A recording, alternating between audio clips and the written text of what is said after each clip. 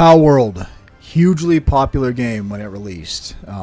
Probably about as much, if not more. I think it was more than Helldivers 2 when that came out.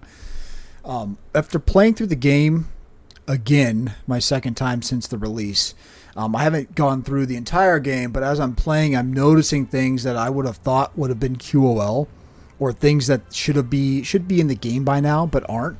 And I'm kind of wondering what Pocket Pair is doing. I don't know. I don't think they've abandoned the game. There's probably more content coming for it. But these should be things that are added to the game. This is my opinion of 5 things that should be in the game that are not currently in the game. So let's start. Number 1, I'm fighting Mamoresh right now. He's near the beginning part of the game, and I have him down low enough where I do want to capture him. The hyper ball is what I'll be using because I think it's pretty much impossible with the other balls, or at least it'll take forever and I'll waste a ton of balls at that point. So what's happening here is when I throw this ball at him, let's just get a percentage. It says catch rate 3. Are you kidding me? Yeah, let's throw it and see what happens. So 14% from the back. So it's going to take a few throws. So what I'm asking for in number 1 here is every time I throw this, it should be another 5% added on. So from 14 to 19, he comes out, and then from 19 to 24. I mean, we could start at 20 and just say that. So at 20, it should be 25. Every subsequent miss, it should be 5% more until you finally capture it, or run out of balls for that matter.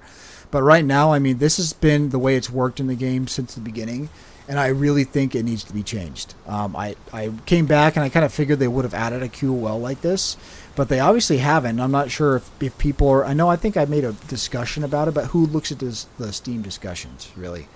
So, I mean, I think it's this is why I put it as number 1. I think it's the most important thing this game needs. I don't like wasting my PAL balls, and I'm pretty sure most other people don't as well. So that's the main reason why I think this needs to happen with the way capturing PALs works in this game. So let's go to number 2. The stun baton, the back attacks, also with the capture rate that you see on the screen there. I would really like the devs to also put in the default percentage of what it is, and then have 2 different percentages and show like bonus 1 or bonus 2 or bonus. Have them in different colors, and one be for the back attack. So when you throw a PAL sphere at their back and it hits them, you should get the bonus, I'd say at least 10% for that. And it should show 10% plus, on, let's say it's 20% base. So it'd be 10% plus, so you'd be at 30. And now if they're used the stun baton, I think it's unwieldy enough that it should be another 20% on top of that. So we're looking at, right there, it'd be 30, 20 plus 10 plus 20. It'd be 50% bonus, or 30% bonus, or 20% bonus, or was it 30? Yeah, we started at 20. Man, I can't even do math. So it should be a bonus, and you should be able to see it in your percentage layout when you throw a PAL sphere. So let's go to number 3. So third, this is a big one as well. When you are interacting with your chest, there is something, if you haven't realized this yet, if you have something, let's say, we'll just take the leather here. If I come up to this chest and I want to put this letter in, I can either right-click it, right, since there's leather in there, or even if nothing's in there, I can put it in there. Kind of annoying, though, when you have a ton of things in your inventory. There is an option, and it shows you here, quick stack, which it's, they only have so much room to put things down here, so it's maybe not worded the best. But what this means is it'll take this, if I press R on the keyboard, it'll throw that into there because there isn't a like item there. It'll quickly stack it into the inventory. Now, what I would like to see, so this does have a better inventory system than a lot of these survival crafting games where when you play the game, you have to go to each storage or pull stuff out of storage and then you go to the workbench. Oh my gosh, that is so annoying. It's like the number 1 thing. If you're making a survival crafting game, never do that. Have all the storages tied into all your crafting stations. You don't look, I have all these chests in here. I don't remember what's in each one. I basically remember what's in each one, but I don't know what's in here. Oh, I got armor and stuff. And I don't know if there's a way to properly. Anyway, that's a tangent. But we don't particularly, especially when there's you have bases full of these things. So what I'm asking for is, let people put whatever they want, wherever they want. If they want to organize it to their heart's content, great, let them do that. But what I'd like to see them add to what's already existing in this game is if I had, like, say all these materials weren't in this chest. It was totally different things in this chest. Now, if I took some of these things and I put them in my inventory, I should be able to come up to any chest. Doesn't matter, and the frames are going crazy. It does this. I think the fires and nighttime does this. But anyway, if I went up to any chest and I had, these things in my inventory and they weren't a part of this chest, but I did have them in another chest somewhere in here, I should be able to press that R button just like I would if they were in this chest, and it should put it in the appropriate chest. So let's say if I had those things in my inventory and I went up to this thing, I opened it, I press R, and then I go over, it would put it in the appropriate chest. So then I go, oh, all that stuff it's in here and it wasn't in that chest, it would then put it in this chest. So it's kind of, I'm having a hard time, I think, explaining what I mean. It means basically all the chests are connected, and no matter where you offload all your stuff from your inventory, as long as you have one of those items in any chest, it will offload it to the correct chest of where you have it allocated already. It would save a ton of time instead of going out farming, coming back and be like, okay, which chest did I put this in, and potentially putting the wrong things in, or it's not technically wrong, but you put something that has a place in a different place. Now you're just taking up more room and more space. It'd be so much easier with this QoL added in. So with that said, let's go to the number 4. And we don't have to go anywhere for this one. This is very simple. Let's just go to this chest here. And where did they must have moved it, or maybe I moved it. Let's see, let's put it over here. Let's just grab these. So things in this game weigh far too much, and this is not what I wanted to grab. I wanted to grab the just straight up ore. So okay, here's a good one. So we have 500 ore here. If I pick this up, I went from 250 basically to 4,400 or 4,300, however you want to round it.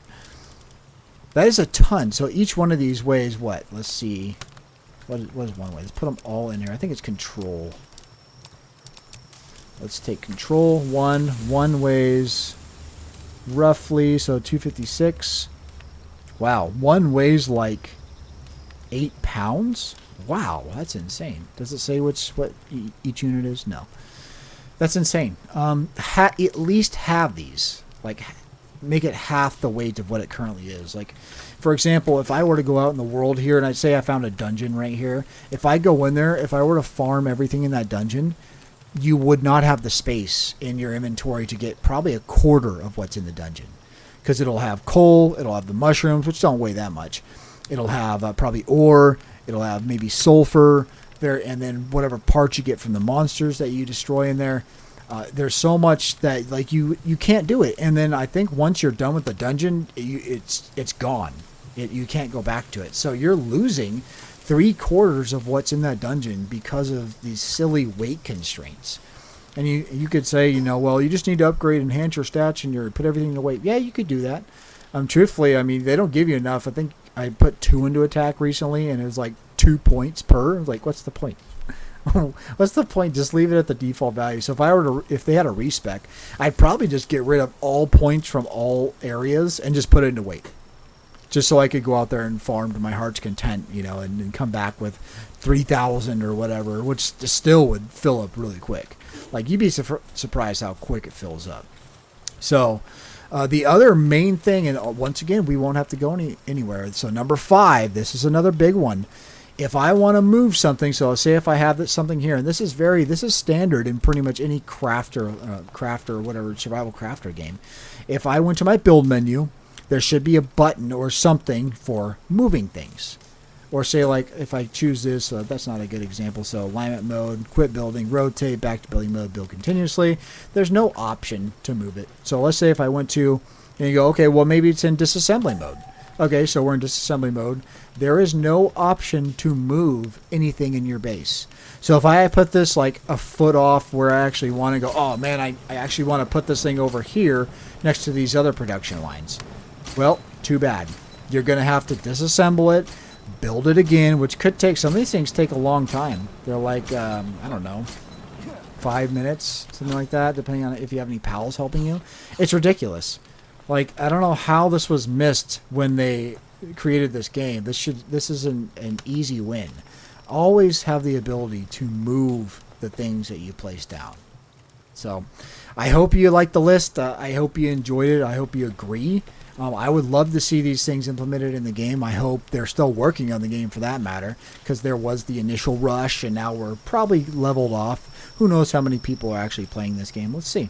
How many people are playing Palworld currently? Still a fair amount of people. 27,000 is nothing to laugh at. So I mean, there's definitely things like that. They could make it say, hey, in their next update, say, hey, we listened to your concerns. We thought these things were QoLs that did need to be in the game. Especially the capturing. That's the whole point of the game, is capturing pals. Especially that. At least if you're gonna do one thing and one thing out of all the entire list, please increase the rate in which pals, each pal ball subsequently adds to how much. And maybe for lower tier balls, let's say if I'm in a level 50 zone and I'm capturing things, maybe a regular, so the regular pal spheres, the blue ones, maybe they don't go 5% every time, so that might be a little ridiculous. It'd be kind of an exploit, really, right? Every time I throw a regular at it, it's 5%, and it wouldn't be worth using the higher ones. So you could make, the blues, depending on the level, be 1% every time you throw it, or something like that, something to that regard. Maybe every time you throw a red, it's 10%. And, maybe by the color tier, it's a different percentage every time that's additively added on.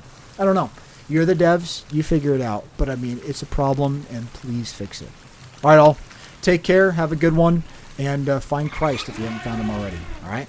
Cheers.